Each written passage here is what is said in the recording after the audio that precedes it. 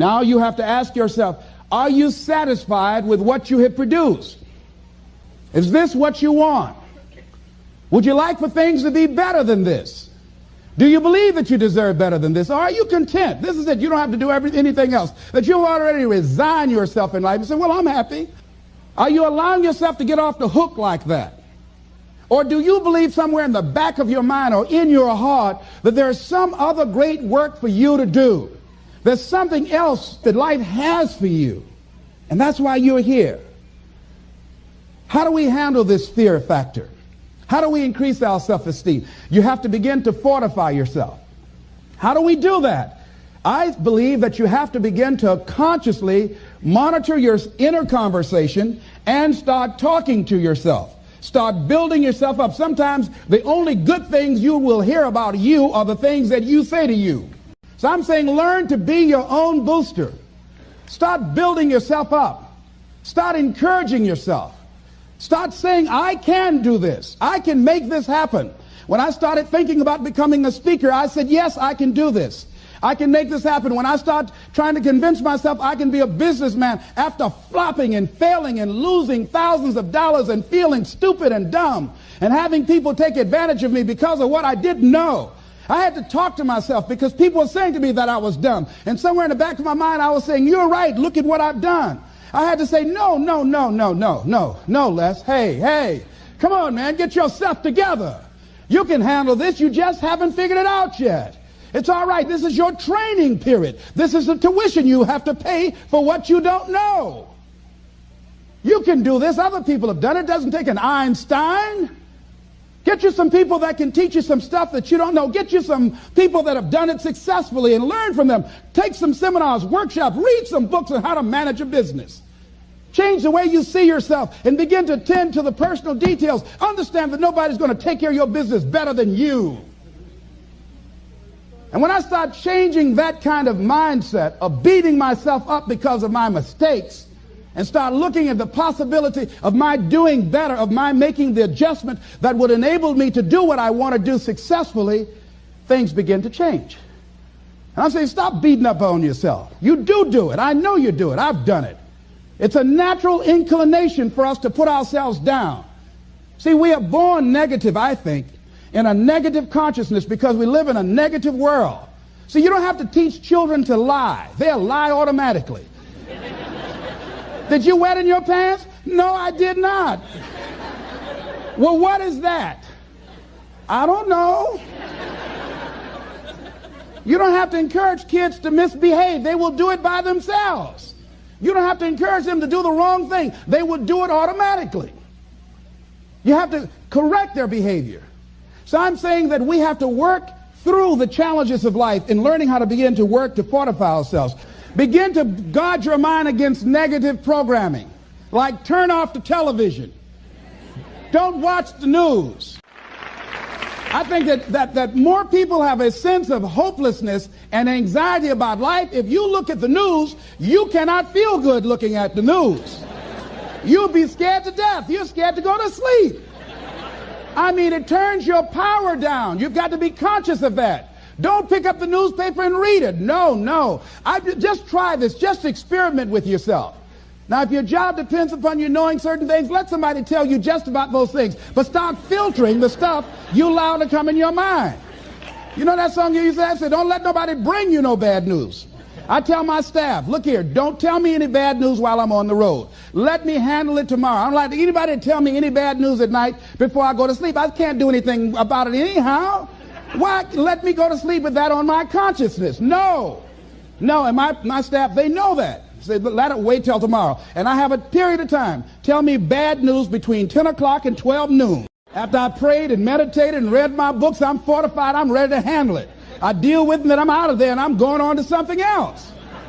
So you've got to guard the kinds of things that you put in your mind. See, if you don't program your mind will be programmed because human beings are goal-oriented.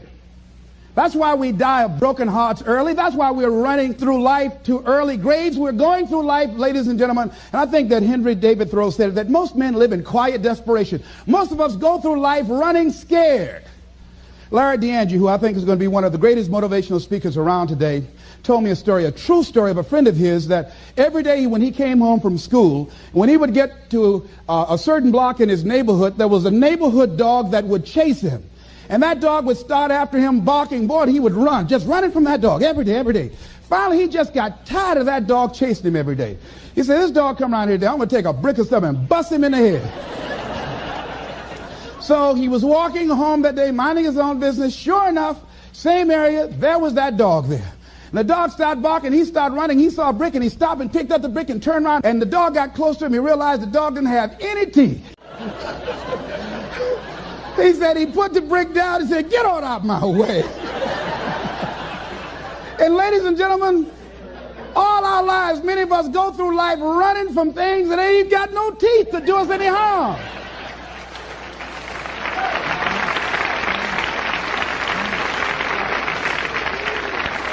Haven't you been afraid to do something, and then after you did it, you say, whoa, if I'd known it was this easy, I would have done it before. Haven't you ever had that experience? Raise your hand. Absolutely. So we created this in our minds, false evidence appearing real. We made it real in our minds. That's why Churchill said there's nothing to fear but fear itself. That's the destructive monster. So turn off things that can contribute to your fear. Turn a deaf ear to people that all they can do is talk about how negative things are because they have bought into the consciousness of the world. Start attending workshops, seminars, listening to tapes on a daily basis to begin to recondition your mind, to retrain your thinking. Faith comes by what? Hearing and hearing and hearing. Listen to things that can empower you, that can enable you to create a new reality for yourself, in a new life for yourself. You might appear to be strange around most people. You know, most people think you're strange if you're happy today. People say, how you doing? I said, better than good. Whoa, what's wrong with him? Just go around smiling and watch people. Look at this. This is a weird guy over here. Because most people don't smile. Watch them. Look at their faces in the morning. Here we go, another Monday morning. How you doing? Haven't had my coffee yet. Don't ask me. See, these people have not found their purpose in life. That's why they're grumpy. That's why they're miserable. That's why they're so negative. They're hurting and they want to hurt other people. So start practicing using programs for your mind. Seminars, books, workshops. Keep a journal. Record your thoughts. What's happening with you?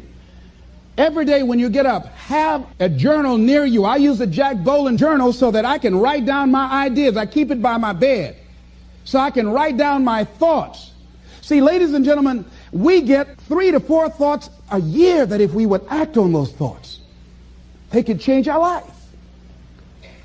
Don't say, well, I'll remember that. No, write that thought down. I got a thought today I wrote down. A friend of mine is in the hospital. His morale is low. They're talking about amputating his foot.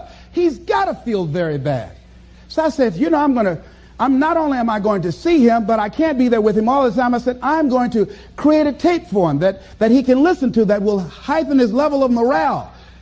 We told him the other night, don't go to surgery. You are depressed. Your energy level is down. No, tell him not now. Don't do it now. In fact, most doctors who have any sense of awareness don't perform surgery on patients that are in a state of fear, that don't think they will make it. They wait till they're in a different state of mind. So I said, what about making tapes for people that are facing physical challenges? I said, that's a good idea. All right?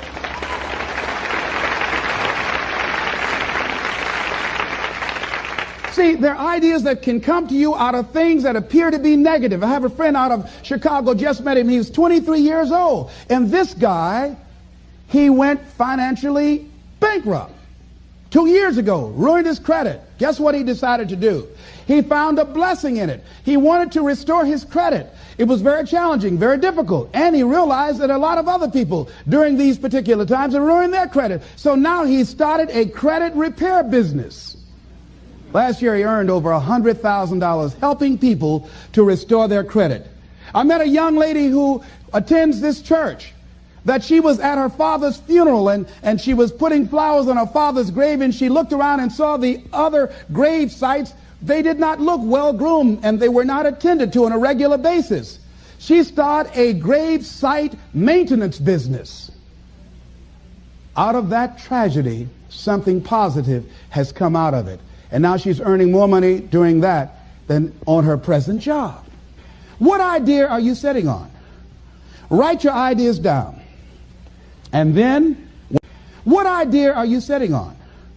Write your ideas down. And then, once you get that idea, take the leap.